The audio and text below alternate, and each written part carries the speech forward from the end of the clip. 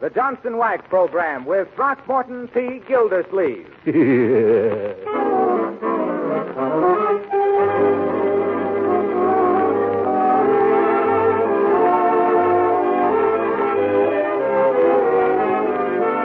makers of Johnson's Car New and the whole family of Johnson Protect the Surface products present for your enjoyment The Great Gildersleeve, written by Len Levinson. Your new summer radio show brought to you each Tuesday night at this time.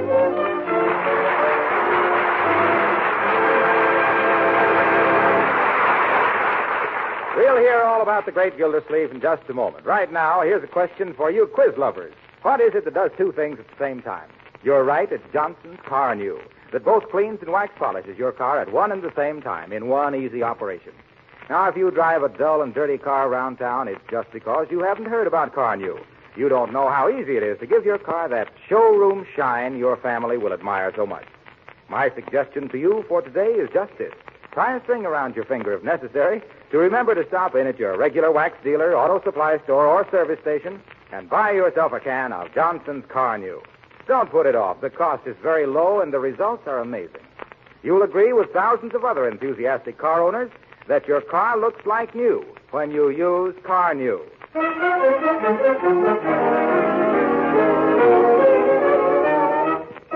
And now for the adventures of the Great Gildersleeve.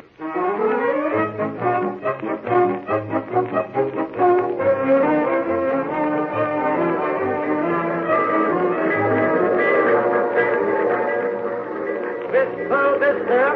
Coming into Wistful Vista. Oh, conductor, excuse me for interrupting, but what town is this? Wistful Vista, lady. Oh. Now, you won't let me ride past Summerfield, will you? Lady, we don't reach Summerfield till tomorrow, and we can't go past it because it's the end of the line. Yes, you told me all that before. You say this is Wistful... Oh, Wistful Vista, where Fibber McGee and Molly live? Yeah. Oh, my. Do you think I'll be able to see them from the train window? No, lady, the McGees are on their vacation. Oh. But there's Throckmorton P. Gildersleeve, their next-door neighbor out there. Where? Where? That portly gent with the mustache on the platform, the one making a speech to his employees. How do you know they're his employees? Because every time he takes a trip, he gives the help at the factory an hour off to come down to the station and wave goodbye. Well, so that's Mr. Gildersleeve. Well, I never thought... I can't tell you how touched I am to see all the employees of the Gildersleeve Girdle Works down here at the station to bid me goodbye. It's very... by the way, is there anyone left at the plant? Well, no, TP. Well, what if some orders come in? Who's taking the phone calls? Mert. Oh, Mert, eh? Well, as I was saying, while I'm away, I expect every one of you to uphold Gildersleeve Girdles to the best of your ability. And don't forget our motto. If you want the best of corsets, of course it's Gildersleeve.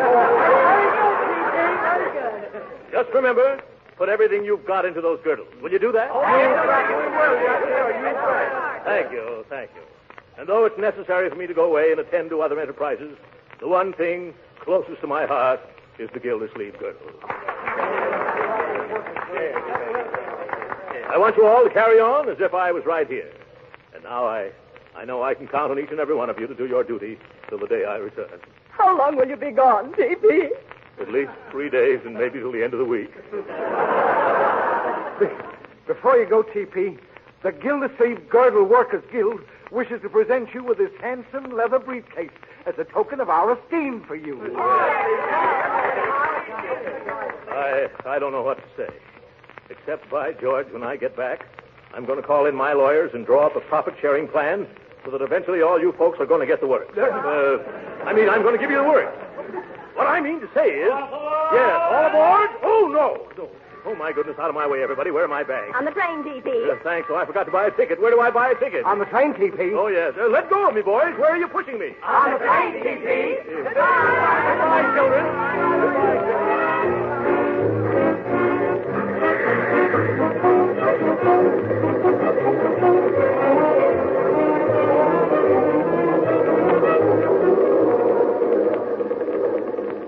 Here's your ticket, Mr. Gildersleeve. Sorry I haven't any berths left.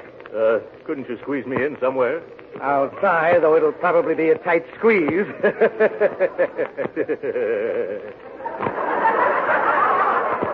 Tight squeeze, eh? Side splitting, isn't it?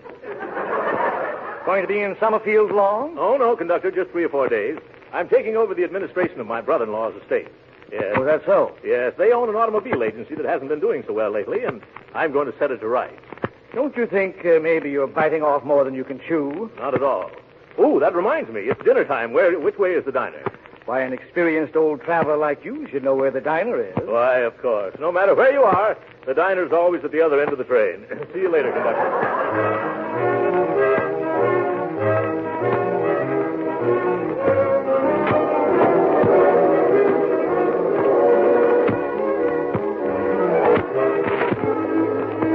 Pretty crowded in here.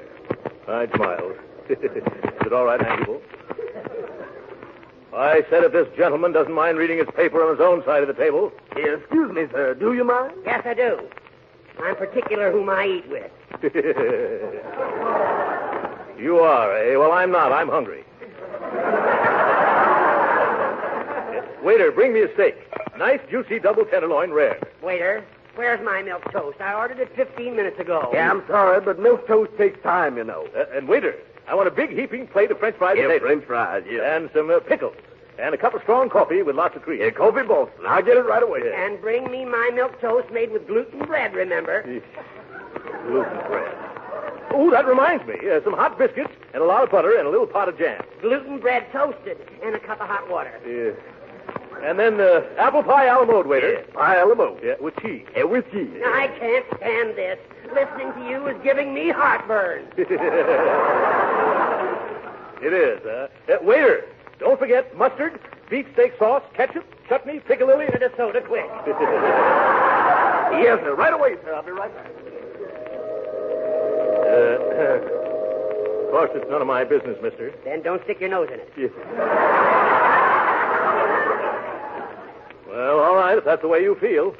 I was just going to tell you you're getting your paper in the butter plate. Don't make any difference. I don't use butter. You don't, eh? I guess it's because butter wouldn't melt in your mouth. Yeah. But what I was going to say was... Never mind. Okay, I won't say it then. But that butter from your paper's all over your sleeve now. I don't care. What? Oh, of all the messes. Water won't take it out. It only spreads the grease. You see, what did I tell you? I'll thank you to mind your own business. Well, that's fine. Thanks for telling you on what side your sleeve is buttered. You leave my sleeve out of this. Well, leave your sleeve out of the butter, then. Furthermore, what's the idea of jumping down my throat? What do you expect addressing a perfect stranger? You're far from perfect, stranger. From now on, I'm going to make a career out of ignoring you. That suits me fine. Oh, that's my foot you stepped on, you big buffalo. Excuse me, I always put on the brakes when we go downhill. I ever heard of them. Ah, here comes my food.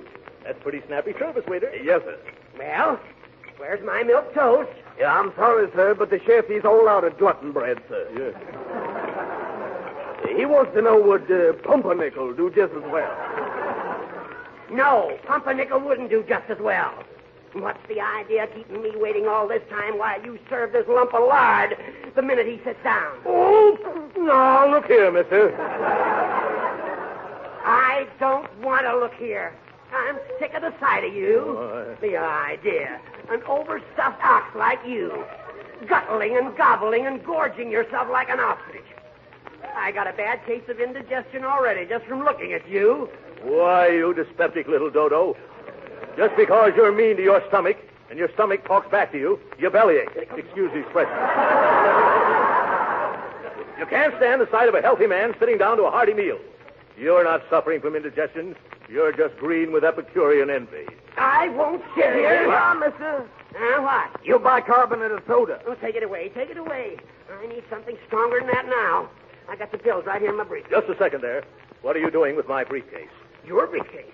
This is mine. It is not. My employees gave it to me just this afternoon. Here, give it to me. Take your fat paws off of my briefcase before I... Before you what, you dried up little crab apple? And now, wait a minute, gentlemen, please. Let go of my briefcase. I will not. It's mine. If you don't let go of this briefcase, I'm going to... Oh, wait, Matt. Did you see anything of my briefcase? I left it. Oh, there it is.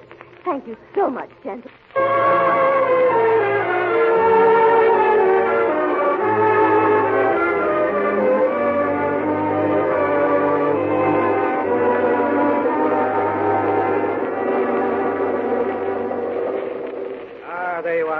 Gildersleeve, I've located a berth for you at last. Oh, that's fine. I was getting tired of sitting around here in my pajamas.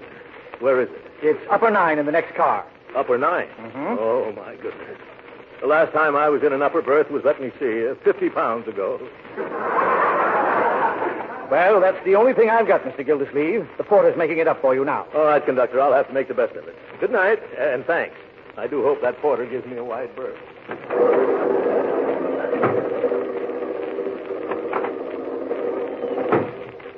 Oop. It's dark in here.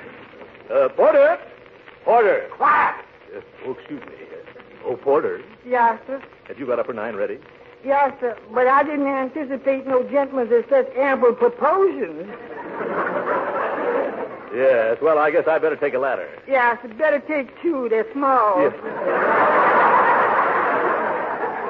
All right, come on. Here we are right up there. Say, that looks kind of high. You hold these ladders steady, Porter. Remember, if they tip, I won't. Yes, sir. Yes, sir. Now be careful, mister. Yeah. Train's coming to a sharp curve pretty soon. When? Then. Hold on, mister. The ladder's sliding. I can't hold on. I'm coming down. Look out below. Oh, what hit me?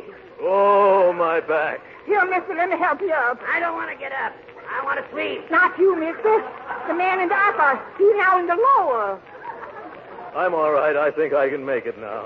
Get off of my poor stomach. What? Who is it? Oh, it's you. What are you doing sneaking into my berth? I'm not sneaking in.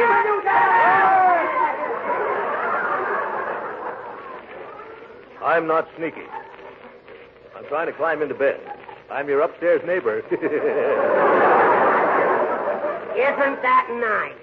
I hope that swinging shelf snaps shut on you. Yeah? Well, if it's going to swing, I'll see that it swings your way. And if I land on you, brother, you'll spend the rest of the night sleeping in the roadbed. Quiet. Let me go to sleep. Okay, Grandpop. Unpleasant dreams. All right, Porter, give me a leg up again, will you?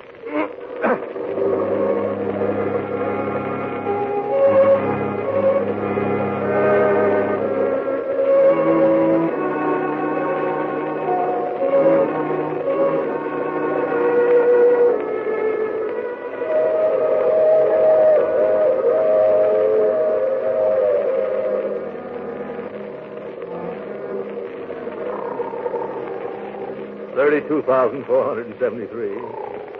32,474. 32,475. Oh, good Godfrey. 2 o'clock already. And still not a wink of sleep. 32,476. 32,477. 32,478.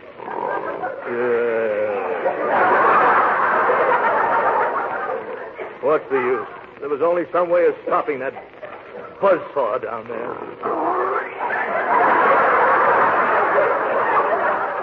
I can't stand it any longer. Where's that porter? I've been ringing for a half an hour. Did you call me, sir? Yes. Would you mind getting me a cup of ice water? I can't sleep. Yes, sir. Yeah. Here it is, mister. Thanks for the ice water. You needn't wait. Good night. Oh, good night, sir. Yeah. Now, if I can hold the cup in this hand and open the lower curtain with the other. I've got it.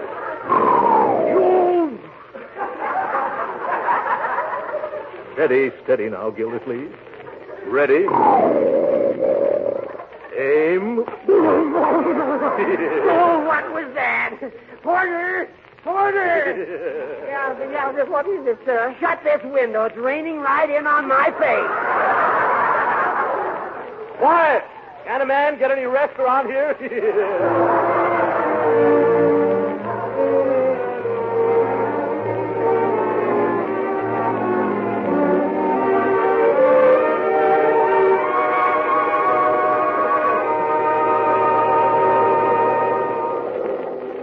Good morning, Porter. Had a wonderful sleep. How long before we pull into Summerfield? In about 5 minutes, sir. You want me to brush you off? No, I'll walk down the steps like the rest of the passengers.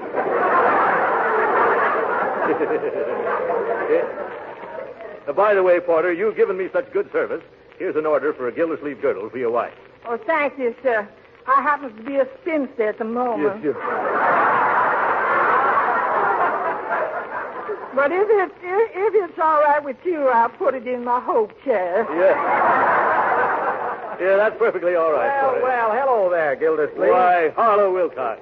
What are you doing on this train? Oh, starting on my vacation. You are, huh? Aren't you working this summer? Oh, no, I'm off till the fall. Well. The Johnson Wax people said car news sales are going so well, there's no reason for me to hang around. What do you mean? Well, for the past 39 weeks, I've told everybody all about Johnson's Car New. I've described how easy it is to use and how effective it is in giving your buggy that new car finish. And as a result, folks don't need to be reminded all the time. They don't, huh? No, they'll remember to go to their dealers the minute they run out of Car New, because they know that it not only cleans the finish of your car, but also protects it and makes it look like new. Isn't that so? Well, who am I to say no? So you see, I don't have a thing to worry about this summer. I'm just going to take it easy. Just as easy as it is to apply Car New. By the way, where are you going, Throckmorton? Well, I'm going to visit my niece and nephew in Summerfield, Harlow. I haven't seen them for, 4 or 5 years. They've been away at school. Well, they must be pretty big now. Oh, yes. Evelyn's about 19 or 20, and Leroy is 12, I think. I ought to have a lot of fun with those kids. Yes, and vice versa, Throckmorton. Yes. Next up, Summerfield. Hey, lady, wake up. Wake up. This is Summerfield.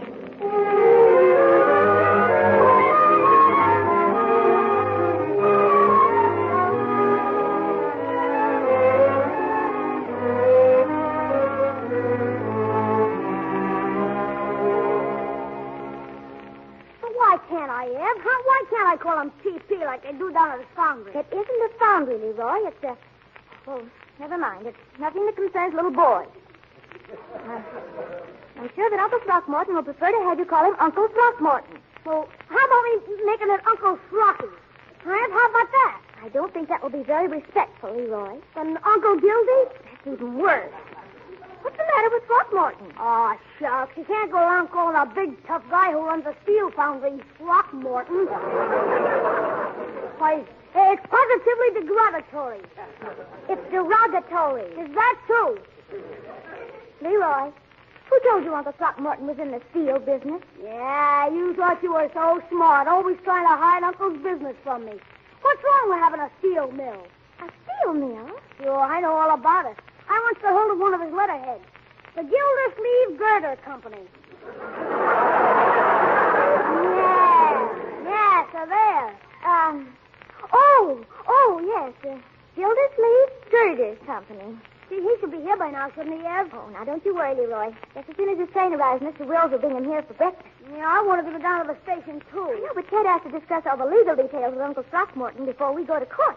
You're getting pretty darn stuck on that Ted guy, aren't you? Why, Leroy Forrester, I am not. Ted Wills is merely our lawyer. He is not. Williamson, Williams, Willies, and Wills are our lawyers, and Ted's nothing but the tail end. Well, he's young yet. We just give him time. Ah, there you go. Oh, say, how's if I should call him Uncle Morton? Call who? Oh, Uncle Throckmorton. Well, I don't think he'd object to that. Wait, I can do better than that. How's this? Uncle Mort. Who's that? Uncle Mort. I'll answer it.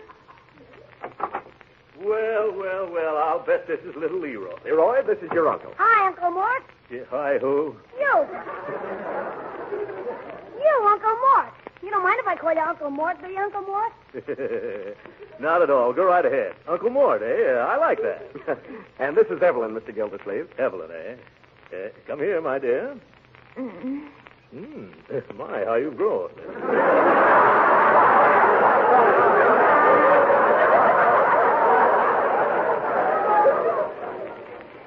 Hello, Uncle Throckmorton. Yeah.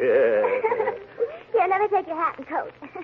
Will you have some breakfast? No, thanks. I've already had mine on the... Well, I'll have a cup of coffee. Sit right here, Uncle. Ted, you sit over there. Oh, thanks. My, this looks good. Well, did you make this coffee yourself, Evelyn? Yes, I did. Hey, Uncle, will you take me back to Wistful Vista with you and let me work in your factory? What?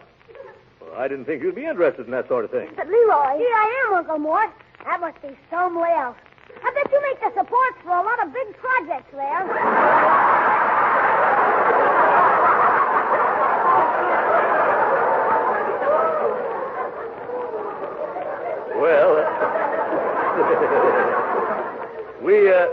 We don't turn out anything much in the way of supporters. We sort of confine ourselves to foundations. Yeah, I'd like to go along sometime when you install some of those foundations. I don't handle this.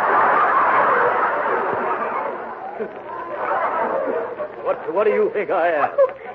Please excuse Leroy, Uncle Mort. You see, he's been like that ever since he found out you owned the Gildersleeve Girder Company. What? The Gildersleeve? Oh, yeah. Yes, I see it all. He's a bright boy. Yeah. Gee, you don't know how swell it is for me to meet a real He-Man and a real He-Man business. Yes, it is? Sure. All I hear around this house is dresses and hats and hairdos and women's stuff. Oh. But it's going to be different with you around. Is it? Well, isn't it? Oh, yes, of course. Say, do you ever have to slug it out with any of them tough steel workers of yours? No, I never do. You don't, huh? Oh, well, of course. There have been times when I've had to put more snap into their work. Yeah, and once I was so angry, Leroy, that I picked up a badly made foundation and bounced it right off the foreman's head. You did? Yeah. Oh, boy, wait till I tell the kids at school about that. Now, Leroy, you let your uncle eat his breakfast. Have some toast, Uncle Mort? No, thanks. Speaking of toast reminds me of gluten toast. Yeah. And boy, does that remind me. That reminds me of an amusing incident on the train last night. You'll enjoy this, Leroy. When I went into the diner, the only unoccupied chair was at a table with a sour little crab who had his newspaper spread out. Heard that little rat yell when the ice water hit him in the face. Well, if you've finished now, Mr. Gildersleeve, it's time to leave for court. Yes, I'm through, Ted. It was a fine breakfast, Evelyn. You're going to make some lucky man a wonderful cook. Hey, Ted. Oh, Uncle Mort. Hey, come on, kid. Let's trot over to the courthouse. This won't take long. Once the judge sees who he's dealing with, I'll be appointed administrator faster than you can say habeas corpus.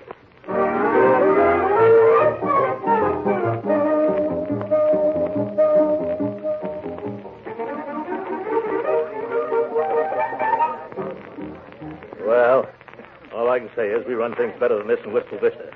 11 o'clock and the probate judge hasn't even shown up yet. Oh, Judge Hooker's usually very prompt. The trouble with some of these judges is they think they're little tin gods.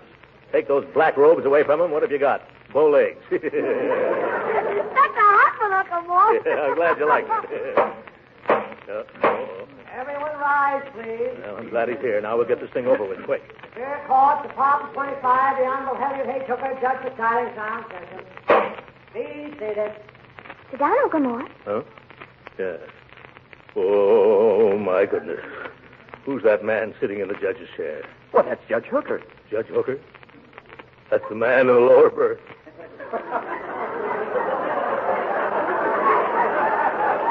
Alias? That's him, all right. Petition of Throckmorton P. Gildersleeve for appointment as administrator of the state of A. Park, sir. Well, that's us. Come on, Mr. Gildersleeve. I'm not feeling very well, Ted. Couldn't we postpone this over to another judge? Oh, come on, Uncle Mort. Remember what you said. This guy'll be a pushover. Pushover, yeah. Now, come on. Step up. Don't dawdle. I haven't got all day. Make a snappy, folks. The judge is pretty short-tempered this morning. He didn't get any sleep last night. Oh, good Godfrey. Your Honor, with your permission, I'll put Mr. Gildersleeve on the stand and examine his qualifications for this position. Go ahead, Mr. Wills. Swear in the witness stand. You solemnly swear to tell the truth, the whole truth, nothing but the truth, help you? I do. Well, do you or don't you? Speak up. I do. That voice is very familiar. Oh. Turn around, Mr. Oh, so it's you. Yes. Yes. Hello, Judge. How are you this morning? I'm allowed... Witness will confine himself to the matter at hand. Mr. Wills? Yes, Your Honor. I'll examine this man's qualifications, if you don't mind. Why don't, Your Honor? Yeah, but I do. Silence. Yes, sir. You're here to answer questions. Now then, Gildersleeve, if your name really is Gildersleeve, what do you do for a living? I make girdles, Your Honor. Order in the court. Order in the court. And you, Gildersleeve. Gildersleeve.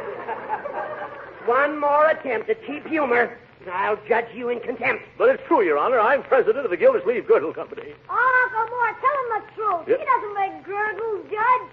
What does he do? Steel foundation. I bet he would, too.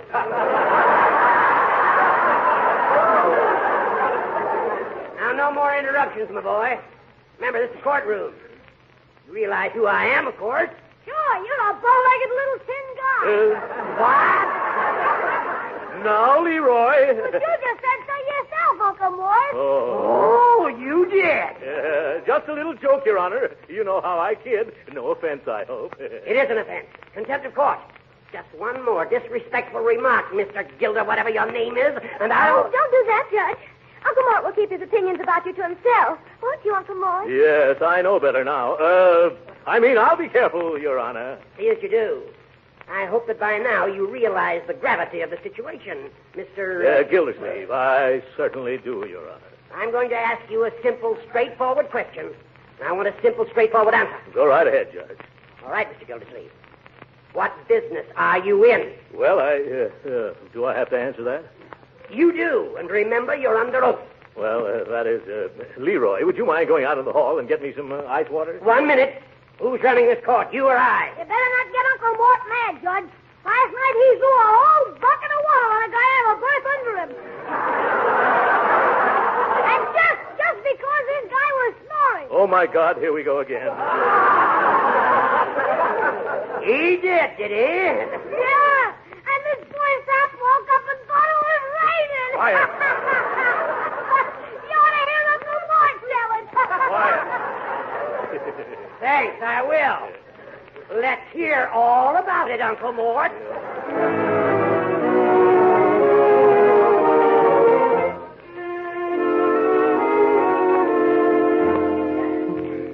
But, Judge Hooker, it's after 5 o'clock. Yeah. This poor man's been on the witness stand all day. All right. And One more question, and I'll hand down my decision. Mr. Gildersleeve, what makes you think you have executive ability? Well, I have a large staff of my own, and through years of experience, I know the proper relationship between employer and employee. You bet, Your Honor. And if they don't do what Uncle Mort says, he just bops them over the skull with a steel girder. Now, wait a minute, Leroy. But, Uncle Mort, I'm just repeating everything you say. Yes, and everything I've said is being used against me. I can't go on. Your Honor, Yes, Mr. Wills? our firm has checked and double-checked Mr. Gildersleeve's references. We're satisfied as to his qualifications. We therefore petition you to name him as the new administrator of the Forrester estate. Uh-huh. Mr. Wills, I have great respect for you and your associates. That is probably the only reason why I'm going to grant your petition. Hooray! However, in order to protect these children from their own misguided enthusiasm, I am going to require this Gildersleeve to report to me every single week. But, Your Honor... He must get an okay for every cent he spends. But, Judge... And I will require him to post a bond of $50,000 in cash. Now, see here, Hooker. I won't stand for this. I'll resign. Quiet. Gildersleeve, I never sent for you. You came here begging for this job. Now, just because I insist on it being administered with scrupulous honesty, you tried to back out of it. But it won't work. To quote from Brawby versus Union Buggy Corporation, Civil Code of Nebraska, you've made your bed and you can't lie out of it. But my business in Wistful Vista demands... You mean your girdle business? Huh. You will remain here and make this estate pay or go to jail for contempt. But I... Court's adjourned. I'll kill that old goat. Ed, we've got to do something about this. Do you realize that a $50,000 bond would not only take every cent of my ready cash, but also means the mortgage on my Gordon works? Gee, I'm sorry about how the whole... I'm sorry about how the whole thing went, Mr. Gildersleeve. It's got me awfully nervous. Maybe if we went into the judge's chambers, we could persuade him to lower the bond, Uncle Mort. Sure, just let me talk to him. Young man, you've talked enough for one day. How about it, Ted? Well, it won't hurt to try. Come on. Yes. Come in. Excuse me, Judge Hooker. You remember me, don't you? I thought perhaps maybe we could possibly get that little cash bond reduced. I don't see why I should waste any Well, more I've time. been thinking, Your Honor, if you spoke to somebody who'd known me for a long time, they might convince you that I'm not such a bad fella. Oh, that would be fine, Uncle Mort. Who could the judge talk to? Well, the president of the Wistful Vista Chamber of Commerce, Evelyn. He's my next-door neighbor, too. A fellow named Fibber McGee. We can call him long distance.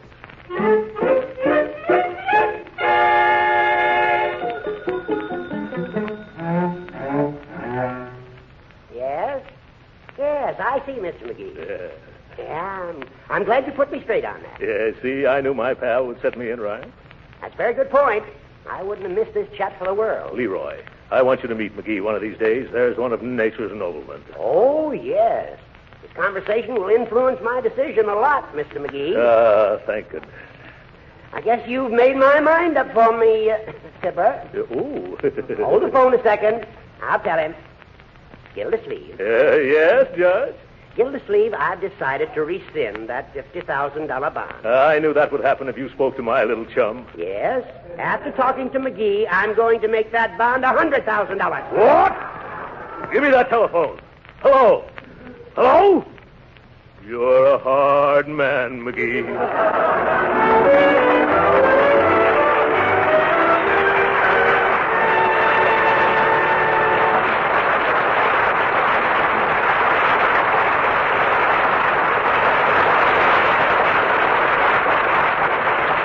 The Great Gildersleeve will be back in just a moment. You know, one thing that's welcome any time is a new product or a new idea that will save work. That's just as true in the home as it is in industry. Look how successful Johnson's self-polishing glow coat is, because it has saved housewives millions of hours of work in taking care of their floors. And just as much of a work saver for you men is Johnson's sensational new auto polish, Car New. Car New does two jobs at once, both cleans and wax polishes your car in one easy operation. Formerly, to do these jobs cost real money or several hours of hard work. Now, with Johnson's Car New, many car owners tell us they do both jobs in an hour. Imagine cleaning and wax polishing your car in 1 hour.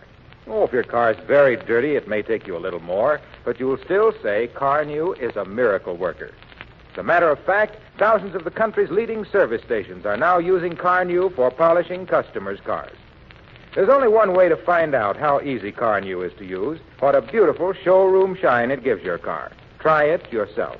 Get a can tomorrow from your regular wax dealer, auto supply store, or service station.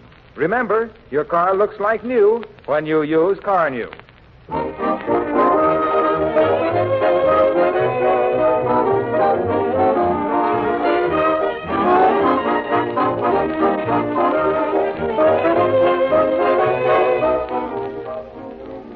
Uncle Mort, what are you going to do now? By George, I'm going to show that judge I can run that estate, or my name won't be Throckmorton P. Gildersleeve. You bet it won't, Uncle Mort. You won't even have a name. Yeah, I'll just have a number. Good night. This